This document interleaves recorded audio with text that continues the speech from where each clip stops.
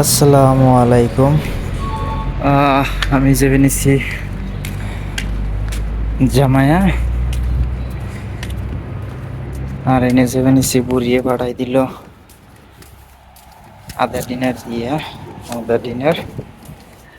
Dinner দিয়ে পাঠিয়ে দিল যে একটা বস্তু নিয়ে, ওটার নাম কি কয়, ফটো তুলে দিয়ে দিল। আর ফটোটা দেখিয়ে বুঝতাম না গো, যেহেতু আমি নতুন, আমি কিছু জানি না।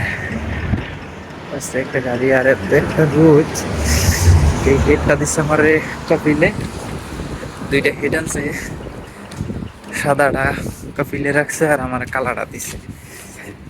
কালারটাও বিশেষ ভালোই লাগে আমার কাছে।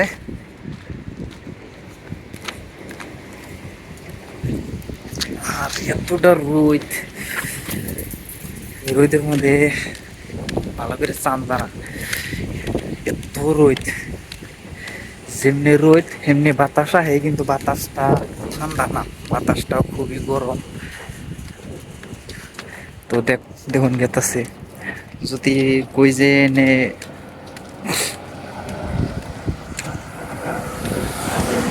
আন্ডা ভেজা খামো, আন্ডা ভেজা খান যাবো, এত গরম, এত রোদ।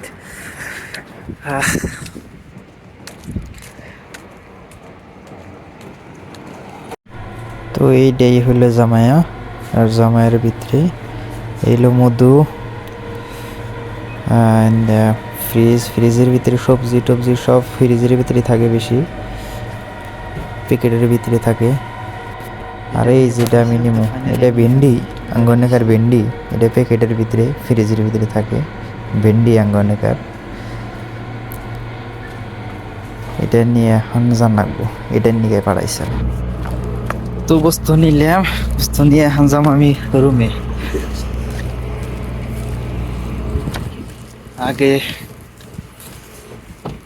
ভাবতাম যে কত এর গরম হবো, কত এর গরম হবো, কিন্তু বাসার বাইরে এত গরম ভাবুন জানা।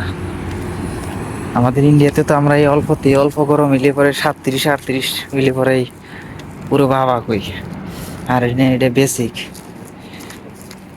এটাতে কিছুই না। একদম সকালা যে গরম থাকে, সেই গরমে 34 থাকে, সকালা 5টা বাজায় 6টা বাজায়। আর এখন মোটামুটি বহুতই মজার একটা বস্তু দেখায় এখন, বহুতই মজার বস্তু।